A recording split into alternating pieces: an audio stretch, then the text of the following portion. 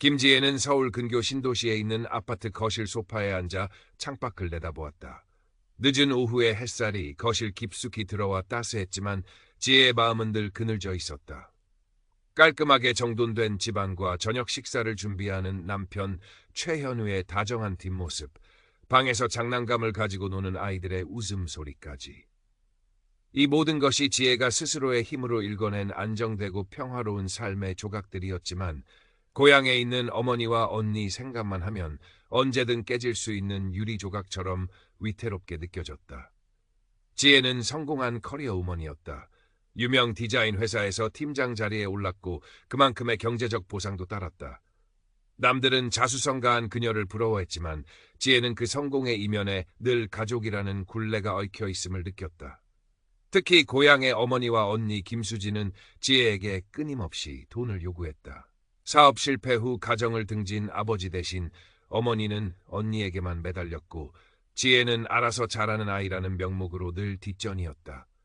어릴 적부터 언니에게 모든 관심과 애정을 쏟는 어머니를 보며 지혜는 외로웠고 스스로 강해져야 한다는 생각뿐이었다.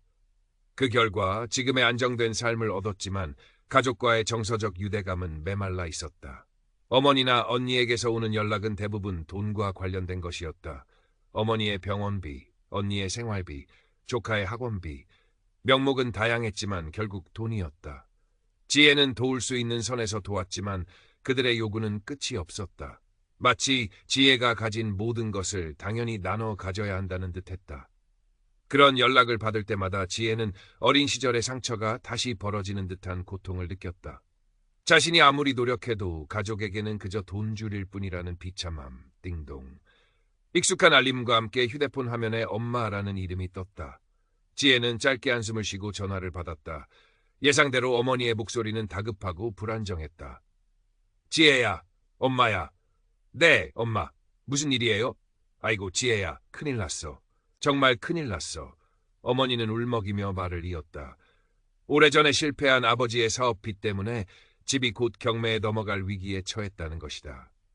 당장 1억 원이 필요하다며 이번이 정말 마지막 기회라고 이 집마저 없으면 길거리에 나앉게 된다고 절박하게 호소했다. 어머니의 목소리는 너무나 절박해서 지혜는 심장이 쿵 내려앉는 것 같았다. 살던 집이 경매에 넘어간다는 것은 상상만 해도 끔찍한 일이었다. 하지만 동시에 강한 의심이 들었다. 어머니는 과거에도 비슷한 일로 돈을 요구한 적이 있었다. 그때마다 상황은 어머니가 말하는 것만큼 심각하지 않았고 돈은 다른 곳에 쓰이기 일쑤였다. 어머니의 과장된 태도와 눈물은 지혜에게는 익숙한 조작의 신호탄이었다. 엄마, 갑자기 1억 원이요? 그렇게 큰 돈이 어디 있어요? 지혜야, 네가 있잖아. 네가 돈 잘 버는 거 엄마 다 알아. 이번만 도와주면 돼. 정말 이번이 마지막이야. 하지만 그렇게 큰 돈은 저도 당장 마련하기 힘들어요. 그리고 그 빚이 정말 집 경매까지 갈 정도예요? 확실한 거예요? 그럼 확실하고 말고 은행에서 연락 왔어. 날짜까지 잡혔대. 네가 안 도와주면 엄마랑 수진이 길바닥에 내앉는다고. 어머니는 더 격렬하게 울기 시작했다. 지혜는 머리가 복잡해졌다. 어머니의 말이 거짓일 가능성이 높다고 생각하면서도 만약 정말이라면 어쩌나 하는 불안감이 엄습했다. 집이 넘어간다는 것은 단순히 돈 문제가 아니라 어머니와 언니의 생존이 걸린 문제처럼 들렸다. 일단 당장 1억 원은 힘들고 제가 마련할 수 있는 선에서 먼저 보내드릴게요. 언니 계좌로 보내면 되죠? 그래, 그래야지. 언니 계좌로 보내. 빨리 보내야 해. 시간이 없어. 언니 계좌로 보내고 돈이 어디에 쓰이는지 제가 확인할 수 있게 해주셔야 해요. 그리고 나머지 돈은 어떻게 할지 다시 이야기해요.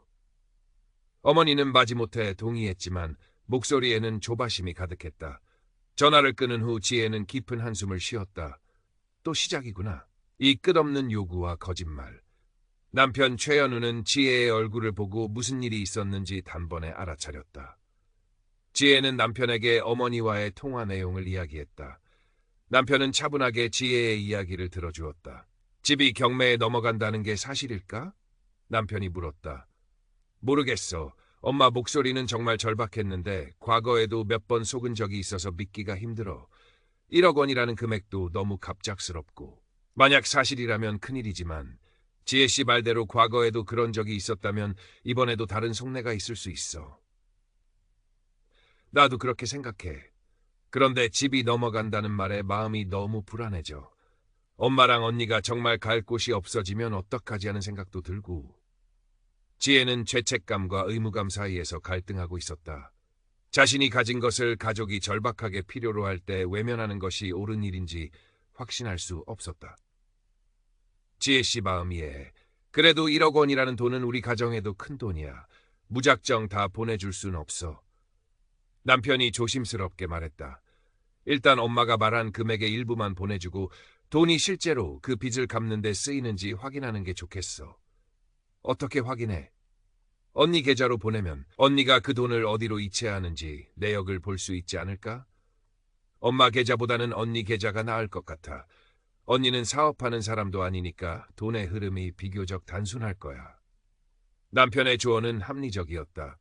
지혜는 언니 명의의 계좌로 돈을 보내기로 결정했다. 일단 약속한 3천만 원 중 1천만 원을 먼저 보내고 상황을 지켜보기로 했다. 언니 김수진에게 연락하여 계좌번호를 물었다. 언니는 평소 지혜에게 먼저 연락하는 법이 없었지만 돈 이야기에는 즉각적으로 반응했다. 언니의 목소리에서도 조급함이 느껴졌다. 아, 지혜야. 엄마한테 이야기 들었어. 고마워. 빨리 보내줘. 정말 급해. 언니의 목소리에는 고마움보다는 당연함과 재촉이 섞여 있었다. 지혜는 씁쓸함을 느끼며 언니의 계좌번호를 받아 적었다. 다음 날 아침 지혜는 언니 명의의 계좌로 1천만 원을 이체했다. 그리고 이체 내역을 캡처하여 언니에게 보냈다. 김수진님께 1,000원 이체 완료. 엄마 사업 빚 해결에 잘 사용해. 언니에게서 짧은 답장이 왔다. 응, 고마워. 돈을 보낸 후에도 어머니와 언니의 연락은 계속되었다. 지혜야, 나머지 돈은 언제 보내줄 거니? 은행에서 계속 전화가 와. 날짜가 정말 코앞이야.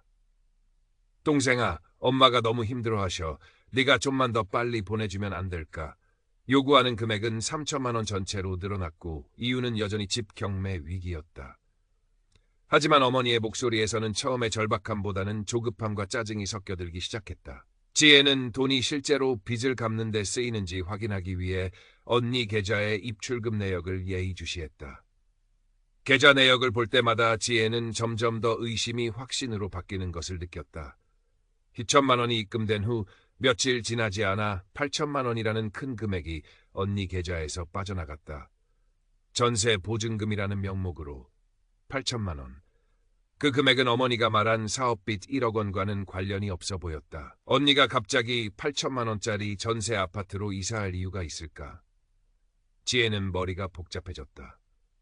어머니의 집 경매 위기는 거짓이고 사실은 언니의 아파트 보증금을 위해 돈을 요구한 것이 아닐까. 지혜는 고향에 사는 어릴 적 친구 이서연에게 연락했다.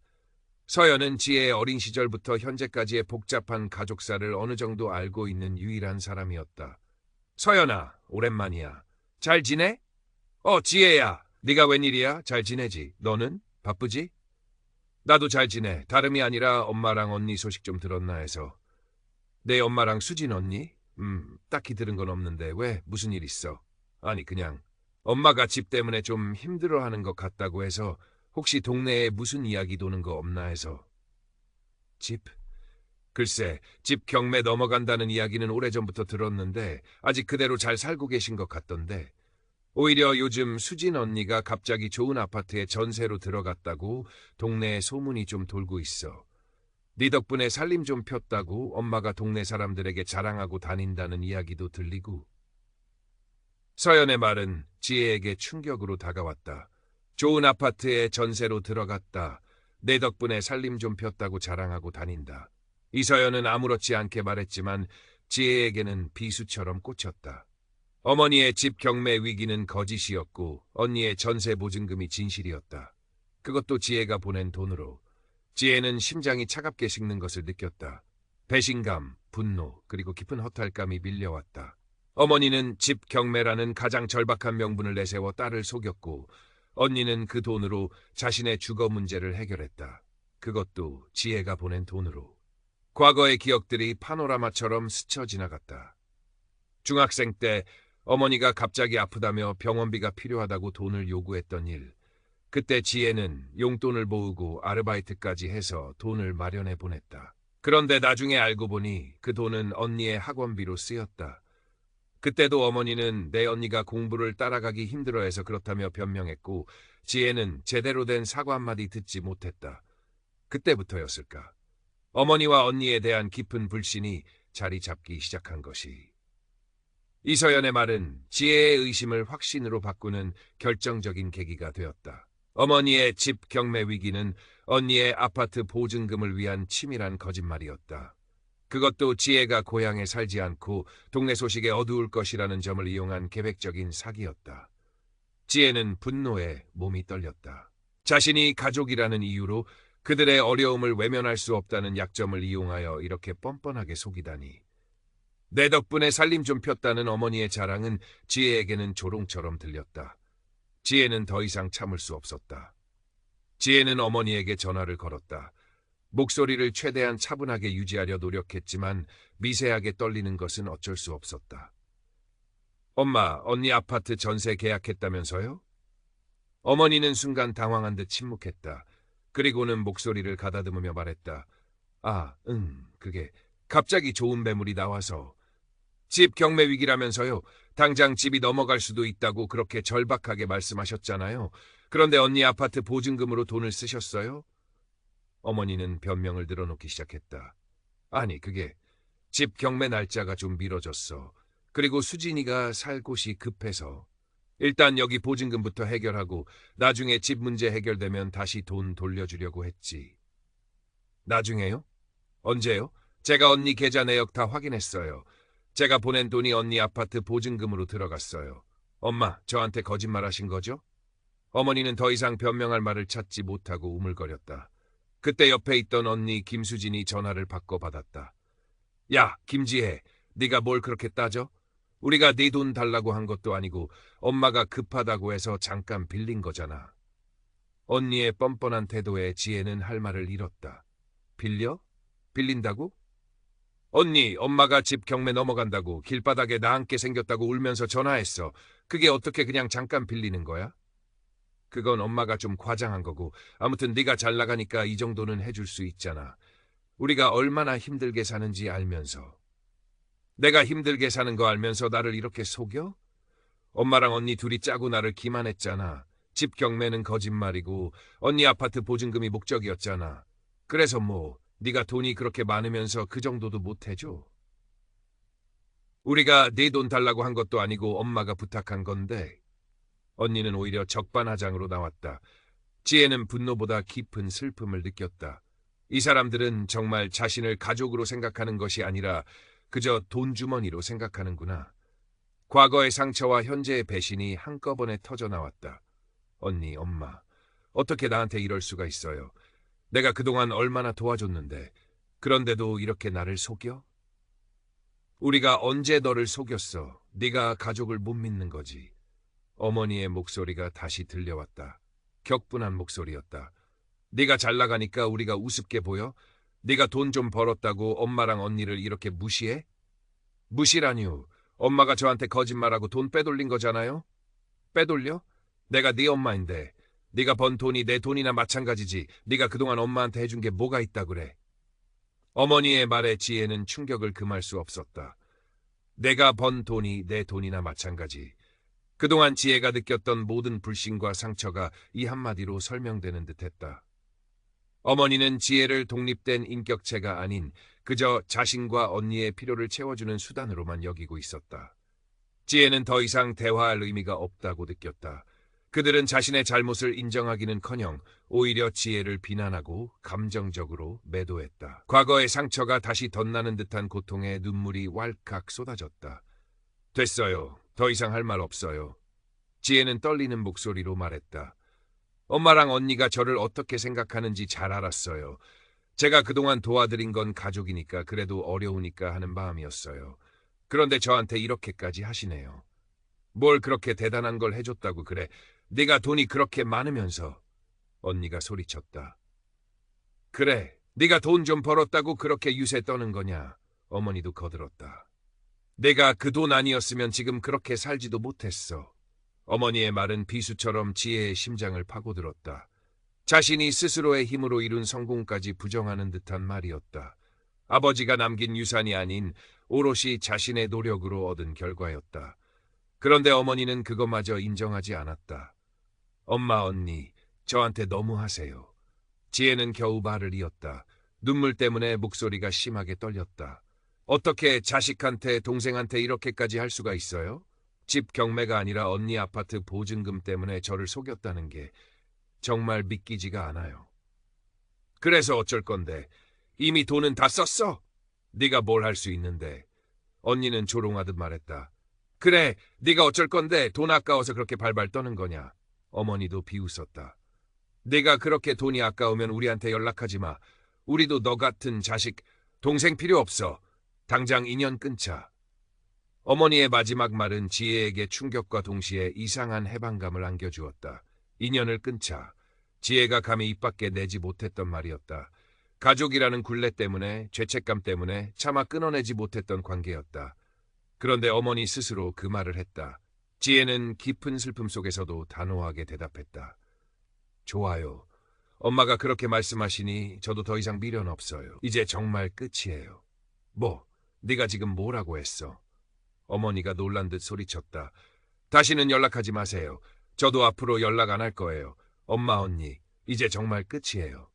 지혜는 더 이상 어머니의 목소리를 듣고 싶지 않았다.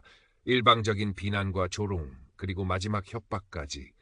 더 이상 이 관계에서 얻을 것도 기대할 것도 없었다. 지혜는 눈물을 닦지도 않고 전화를 끊었다. 전화가 끊기자마자 휴대폰이 다시 울리기 시작했다. 어머니였다. 지혜는 망설이지 않고 수신 거부 버튼을 눌렀다. 잠시 후에는 언니에게서 전화가 왔다. 언니 번호도 수신 거부했다. 마음은 찢어지는 듯 아팠다.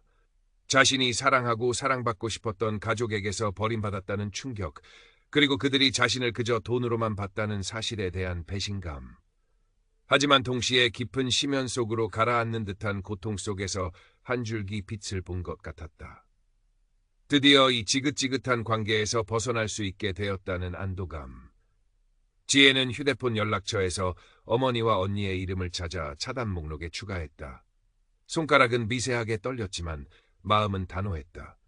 더 이상 그들의 거짓말과 조작에 휘둘리지 않을 것이다. 더 이상 그들의 끝없는 요구에 시달리지 않을 것이다. 며칠 동안 휴대폰에는 부재중 전화와 문자 메시지가 쏟아졌다. 처음에는 어머니와 언니의 욕설과 원망, 그리고 돈을 빨리 보내라는 재촉이 대부분이었다. 그러다 점차 목소리가 바뀌었다. 처음에는 화를 내다가 나중에는 울면서 사정하고 다시 화를 내는 패턴이 반복되었다. 지혜는 그 모든 연락을 무시했다. 휴대폰 알림이 울릴 때마다 심장이 철렁했지만 다시는 그들의 목소리를 듣지 않기로 결심했다. 남편 최현우는 묵묵히 지혜의 곁을 지켰다. 지혜가 밤새 눈물을 흘릴 때 조용히 안아주었고 아무 말 없이 그녀의 손을 잡아주었다. 지혜가 모든 것을 털어놓았을 때 남편은 말했다. 지혜 씨 잘못이 아니야. 그 사람들은 당신을 가족이 아니라 ATM으로 봤던 거야. 당신이 그동안 충분히 할 만큼 했어. 이제는 지혜 씨 자신과 우리 가족을 생각할 때야. 남편의 말은 지혜에게 큰 위로가 되었다. 그래, 나는 잘못한 것이 없다. 나는 가족을 도우려 했을 뿐인데 그들이 나를 배신하고 이용한 것이다. 이제는 나 자신과 내가 만든 가정을 지켜야 할 때다. 단절 이후 지혜의 삶에는 예상치 못한 변화들이 찾아왔다. 먼저 마음의 평화. 더 이상 갑작스러운 전화나 돈 요구에 대한 불안감에 시달리지 않아도 되었다. 휴대폰 알림이 울릴 때마다 심장이 철렁하던 습관은 쉽게 사라지지 않았지만 시간이 지나면서 점차 나아졌다. 어머니와 언니의 존재가 지혜의 삶에서 사라지자 마치 짓눌려 있던 무거운 돌덩이가 치워진 듯 가벼워지는 것을 느꼈다. 하지만 동시에 깊은 상실감과 죄책감도 따라왔다. 아무리 자신을 속이고 이용했던 가족이라 해도 피를 나눈 가족이었다. 명절이 다가올 때마다 마음이 무거워졌다. 다른 사람들의 가족 모임 이야기를 들을 때마다 소외감을 느꼈다. 자신이 너무 매정했던 것은 아닐까? 그래도 마지막까지 손을 놓지 말았어야 했던 것은 아닐까 하는 생각에 밤잠을 설칠 때도 있었다. 특히 어머니의 마지막 말, 인연을 끊자는 선언과 그 속에 담긴 분노와 원망은 지혜의 마음에 깊은 생채기를 남겼다. 자신이 어머니에게 버림받았다는 슬픔, 그리고 어머니에게 버림받을 만큼 자신이 잘못한 것인가 하는 혼란스러운 감정들이 뒤섞였다. 어릴 적 친구 이서연에게서 간간히 고향 소식이 들려왔다. 지혜가 돈을 끊자마자 어머니와 언니는 여기저기 돈을 빌리러 다녔고, 언니는 결국 새 아파트 전세 보증금을 제대로 치르지 못해 계약에 문제가 생겼다는 이야기였다. 어머니는 동네 사람들에게 지혜가 돈 좀 벌었다고 부모와 언니를 모른 척한다며 험담하고 다닌다는 소문도 들려왔다. 그 소식을 들었을 때 지혜는 복잡한 감정을 느꼈다. 통쾌함보다는 허탈함과 씁쓸함이 컸다. 결국 이렇게 되는구나. 자신들의 탐욕과 거짓말 때문에 스스로를 더 깊은 수렁에 빠뜨리는구나. 동시에 그들이 겪을 어려움에 대한 일말의 연민과 그럼에도 불구하고 그들이 자신에게 했던 행동에 대한 분노가 뒤섞였다. 지혜는 더 이상 그들의 삶에 관여하지 않기로 했다. 그들이 어떤 어려움을 겪든 그것은 더 이상 지혜의 책임이 아니었다. 지혜는 자신이 할 수 있는 최선을 다했고 그들은 그 기회를 스스로 걷어찼다. 이제는 그들이 자신들의 문제에 스스로 책임을 져야 할 때였다. 지혜는 남편과 아이들에게 더 집중했다. 남편 최연우는 변함없이 지혜의 든든한 버팀목이 되어주었다. 지혜가 힘들어할 때마다 묵묵히 그녀의 이야기를 들어주고 따뜻한 말로 위로해 주었다. 아이들과 함께 시간을 보내고 남편과 함께 미래를 계획하며 지혜는 자신이 진정으로 지켜야 할 가족이 누구인지 깨달았다. 피를 나눈 관계만이 가족이 아니었다. 서로를 존중하고 사랑하며 함께 삶을 만들어가는 사람들이 진정한 가족이었다. 과거의 상처와 가족과의 단절은 지혜의 삶의 깊은 아픔으로 남았지만 동시에 그녀를 더 단단하게 만들었다. 유해한 관계에서 벗어나 자신을 지키는 것이 얼마나 중요한지 배웠고 스스로의 가치를 타인의 인정이나 돈으로 평가받을 필요가 없다는 것을 알게 되었다. 시간이 흘렀다. 어머니와 언니에게서 더 이상 연락은 오지 않았다. 아마도 지혜가 정말로 관계를 끊었다는 것을 받아들인 것일 수도 있고 아니면 더 이상 지혜를 이용할 수 없다는 것을 깨달았기 때문일 수도 있었다. 어느 쪽이든 상관없었다. 지혜의 삶은 더 이상 그들로 인해 흔들리지 않았다. 가끔씩 고향 생각이 날 때면 마음 한구석이 아려왔지만 지혜는 뒤돌아보지 않았다. 그녀에게는 사랑하는 남편과 아이들이 있었고 스스로 일궈낸 소중한 삶이 있었다.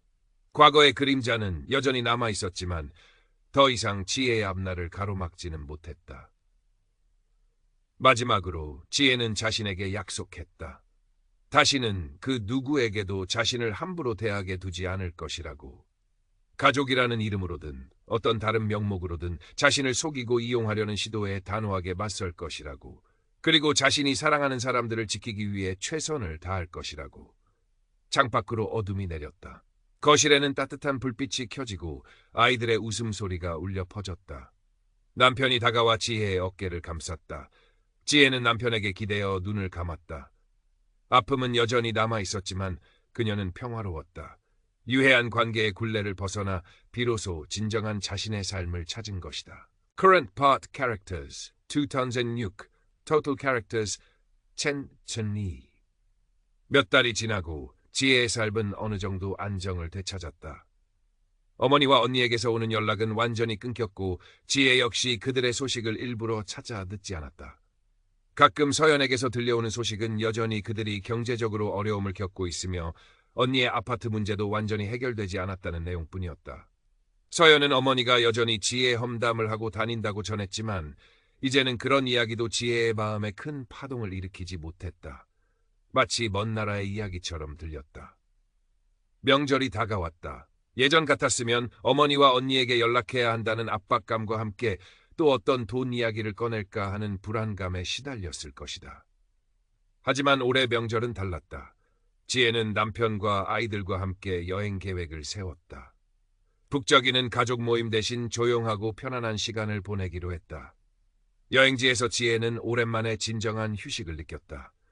아름다운 풍경을 보고 맛있는 음식을 먹고 사랑하는 사람들과 함께 웃고 이야기하며 지혜는 자신이 얼마나 오랫동안 가족이라는 이름의 짐에 짓눌려 살아왔는지 깨달았다.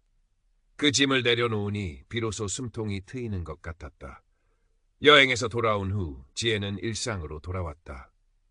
회사에서는 여전히 바빴지만 예전처럼 일에만 매달리지 않았다. 퇴근 후에는 아이들과 더 많은 시간을 보냈고 남편과 함께 취미 생활도 시작했다. 자신이 좋아하는 것, 자신을 행복하게 하는 것에 집중하기 시작했다. 어느 날 저녁 남편과 함께 와인을 마시다가 문득 남편에게 물었다. 여보, 내가 엄마랑 언니랑 인연 끊은 거 후회하지 않아?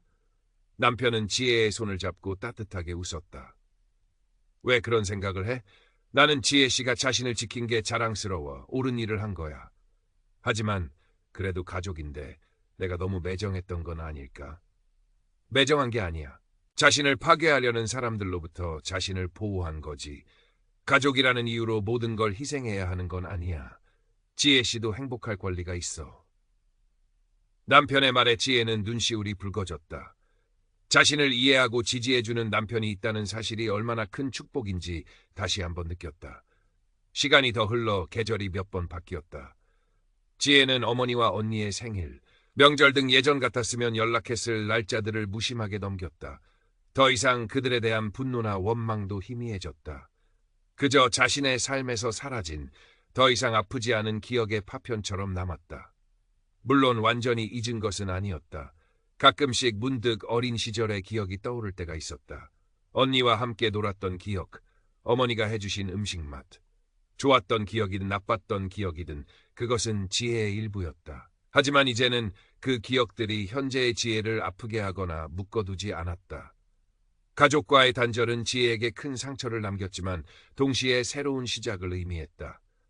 과거의 굴레에서 벗어나 진정한 나를 찾고 자신이 선택한 사람들과 함께 새로운 가족을 만들어가는 과정이었다. 어느 날 지혜는 서연에게서 짧은 문자 메시지를 받았다. 어머니가 많이 편찮으시다는 내용이었다. 지혜는 문자를 한참 동안 들여다보았다. 예전 같았으면 당장 고향으로 달려가거나 돈을 보냈을 것이다. 하지만 이제는 달랐다. 마음 한구석이 아려왔지만 그것뿐이었다.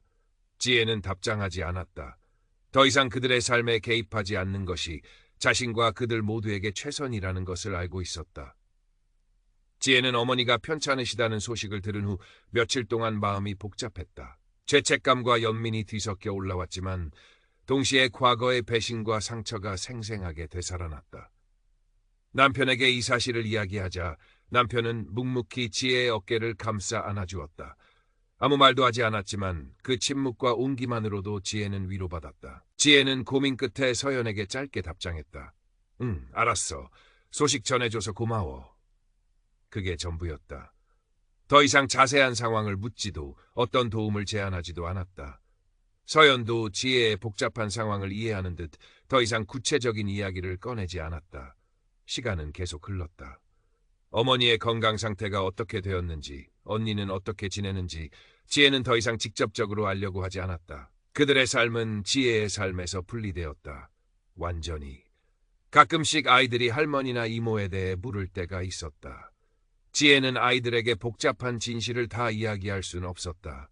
그저 할머니랑 이모는 멀리 살아서 자주 못 만나는 거야 정도로 얼버무렸다. 아이들이 자라면 언젠가는 진실을 이야기해야 할 날이 올지도 몰랐다. 하지만 지금은 아니었다. 아이들에게 가족이라는 이름 뒤에 숨겨진 어두운 이면을 보여주고 싶지 않았다. 지혜는 자신이 겪었던 일들을 되돌아보며 가족 관계에 대한 새로운 정의를 내렸다. 가족은 단순히 피를 나눈 관계가 아니었다. 서로를 존중하고 신뢰하고 사랑하며 어려울 때 진심으로 돕고 지지해주는 관계. 그런 관계만이 진정한 의미의 가족이었다. 지혜에게는 이제 남편과 아이들이 그런 가족이었다. 그리고 멀리서나마 자신을 염려해주는 친구 서연도 소중한 존재였다. 어머니와 언니는 그들은 지혜에게 깊은 상처를 남겼지만 동시에 중요한 교훈을 주었다. 자신을 희생하면서까지 지켜야 할 관계는 없다는 것. 그리고 때로는 자신을 위해, 그리고 자신이 사랑하는 사람들을 위해 단호한 결정을 내릴 용기가 필요하다는 것. 지혜는 더 이상 과거에 얽매이지 않기로 했다. 과거의 아픔은 인정하되 그것이 현재와 미래의 자신을 정의하도록 내버려 두지 않기로 했다. 그녀는 자신이 스스로의 힘으로 일궈낸 삶을 사랑했고 그 삶을 지키기 위해 앞으로 나아갈 것이었다. 가끔씩 외로움이 밀려올 때도 있었다. 특히 명절이나 가족 행사를 앞둔 시기에는 더욱 그랬다. 하지만 그럴 때마다 지혜는 남편과 아이들의 얼굴을 보며 마음을 다잡았다. 그들이 있었기에 지혜는 다시 일어설 수 있었고 새로운 삶을 시작할 수 있었다. 단절 이후 지혜는 자신의 감정에 더 솔직해졌다. 싫은 것은 싫다고 말하고 힘든 것은 힘들다고 이야기했다. 남들이 어떻게 생각할까 신경 쓰기보다는 자신의 마음의 소리에 귀 기울였다. 이러한 변화는 지혜를 더욱 단단하고 성숙하게 만들었다. 어느덧 시간이 꽤 흘렀다. 어머니의 건강이 회복되었다는 소식을 서연에게서 들었지만 지혜는 여전히 연락하지 않았다.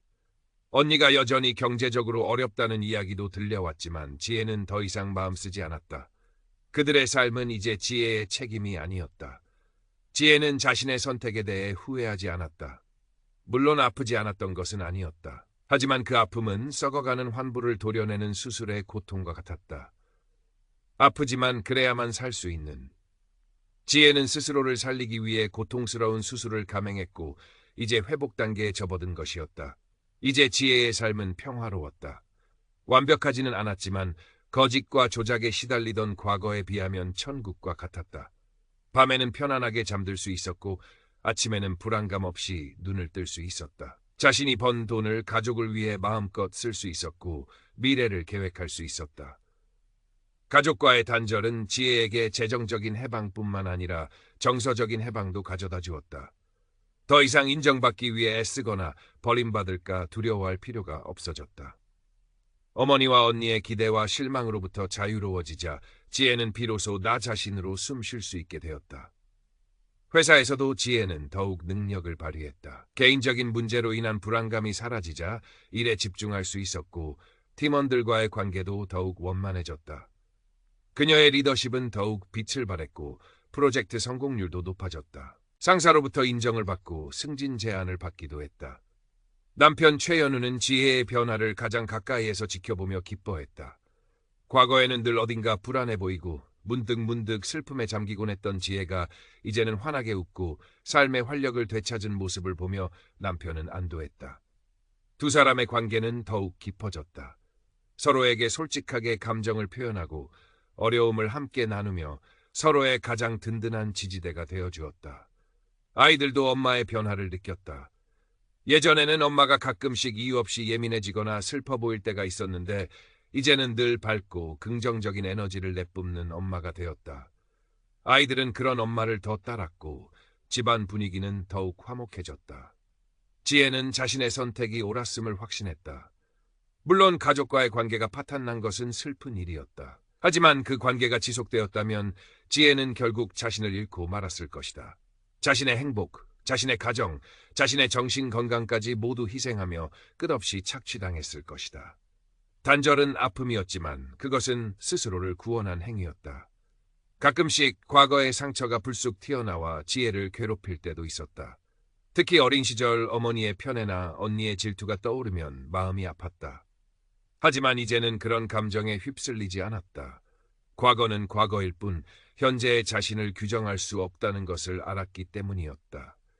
지혜는 과거의 아픔을 인정하고 받아들이며 앞으로 나아가는 데 집중했다. 지혜는 서연에게서 어머니가 위독하다는 연락을 받았다. 심장이 철렁했지만 예전처럼 패닉 상태에 빠지지는 않았다. 서연은 지혜에게 어떻게 할 거냐고 조심스럽게 물었다. 지혜는 한참을 망설였다. 마지막으로 어머니의 얼굴을 보는 것이 맞을까? 아니면 이대로 영원히 남남으로 지내는 것이 맞을까?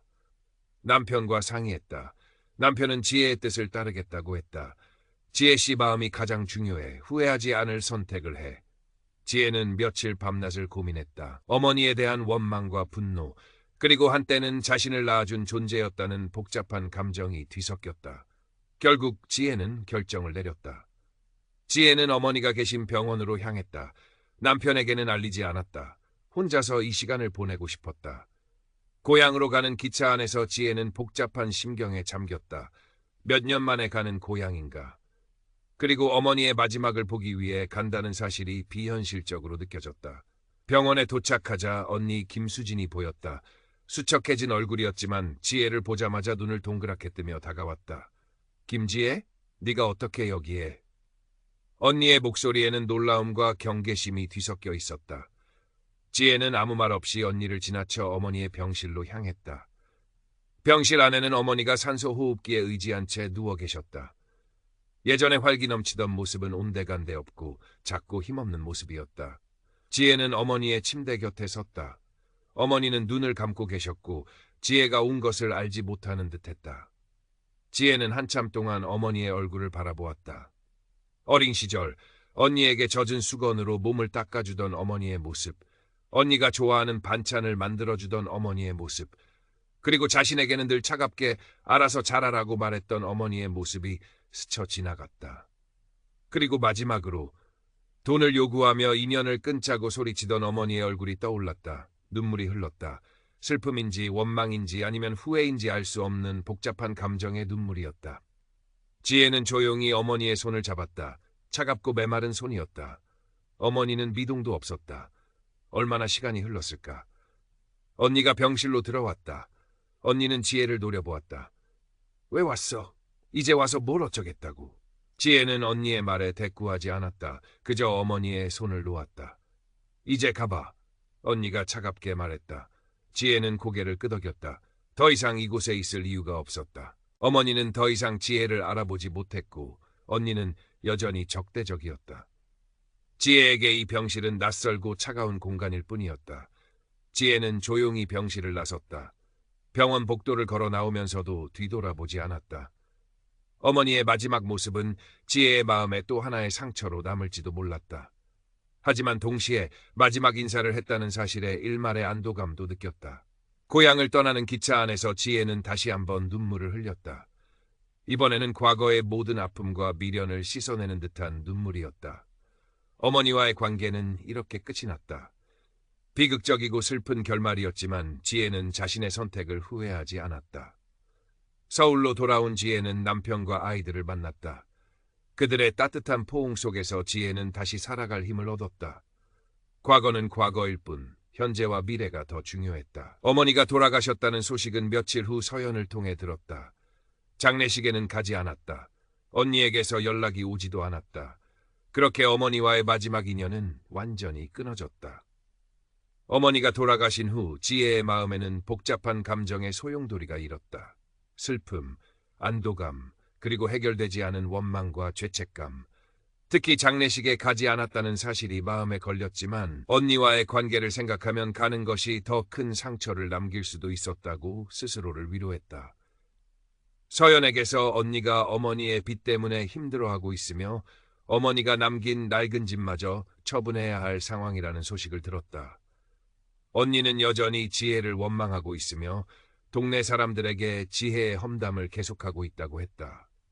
지혜는 더 이상 언니의 상황에 대해 묻지 않았다. 그녀의 삶은 이제 지혜의 영역 밖이었다. 시간이 지나면서 어머니의 죽음과 관련된 감정들은 점차 희미해졌다. 슬픔은 옅어졌고 원망도 무뎌졌다. 그 자리를 채운 것은 평화와 안정감이었다. 이제 정말로 가족이라는 이름의 굴레에서 완전히 벗어난 것이다. 지혜는 자신의 삶에 더욱 집중했다. 남편과 아이들과 함께하는 시간은 지혜에게 가장 큰 행복이었다. 주말에는 함께 나들이를 가고 저녁에는 다 함께 모여 식사를 하고 아이들의 학교 생활에 적극적으로 참여했다. 남편과는 깊은 대화를 나누며 서로의 생각과 감정을 공유했다. 이 작은 가정이 지혜에게는 세상의 전부이자 피난처였다. 회사에서는 새로운 프로젝트를 맡아 바쁘게 지냈다. 일에 몰두하는 동안은 복잡한 생각들을 잠시 잊을 수 있었다. 지혜의 능력과 성실함은 회사에서 인정받았고 그녀의 입지는 더욱 단단해졌다. 경제적인 안정은 지혜에게 자유와 자신감을 주었다. 더 이상 돈 때문에 휘둘리거나 누군가에게 의지할 필요가 없었다. 가끔씩 고향 생각이 날 때면 낡은 집의 모습이 떠올랐다. 그 집에는 지혜의 어린 시절과 아픔이 고스란히 담겨 있었다. 이제는 그 집마저 사라질지도 모른다는 생각에 마음 한구석이 씁쓸했지만 그것이 과거와의 단절을 의미한다는 점에서 완전히 부정적이지만 않았다. 지혜는 자신의 경험을 통해 인간관계, 특히 가족관계의 복잡성과 어려움을 깊이 이해하게 되었다. 모든 가족이 사랑과 지지로 가득 찬 것은 아니며 때로는 자신을 보호하기 위해 고통스러운 결정을 내려야 할 때도 있다는 것을 배웠다. 자녀들이 성장하면서 가족의 의미에 대해 질문할 때 지혜는 자신의 경험을 바탕으로 솔직하게 이야기해 주기로 결심했다. 물론 아이들의 눈높이에 맞춰서. 가족은 소중하지만 그 안에서도 서로를 존중하고 배려하며 건강한 관계를 유지하는 것이 중요하다고 가르쳐 줄 생각이었다. 지혜는 더 이상 과거의 상처에 묶여 살지 않았다. 아픔은 그녀의 일부가 되었지만 그것이 그녀의 삶 전체를 지배하지는 않았다. 그녀는 강해졌고 현명해졌으며 무엇이 진정으로 소중한지 알게 되었다. 언젠가 언니 김수진과 마주칠 날이 올 수도 있을 것이다. 하지만 지혜는 두렵지 않았다. 더 이상 언니의 비난이나 원망에 흔들리지 않을 자신이 있었다. 그녀는 자신의 삶을 선택했고 그 선택에 책임을 질 준비가 되어 있었다. 지혜의 삶은 평화로웠다. 완벽하지는 않았지만 그녀는 자신이 가진 것에 감사하며 매일매일을 살아갔다. 사랑하는 남편과 아이들, 안정된 직업, 그리고 무엇보다 자신을 지켰다는 자존감. 그것으로 충분했다. 유해한 관계의 굴레에서 벗어나 김지혜는 비로소 자신의 삶의 주인이 되었다. 지혜는 가끔씩 꿈을 꾸었다. 꿈속에서 어머니와 언니가 나왔다. 어릴 적 모습일 때도 있었고 마지막으로 보았던 수척한 모습일 때도 있었다. 꿈속에서 그들은 지혜를 원망하기도 했고 때로는 예전처럼 다정한 모습으로 다가오기도 했다. 꿈에서 깨면 지혜는 한동안 멍하니 천장을 바라보았다.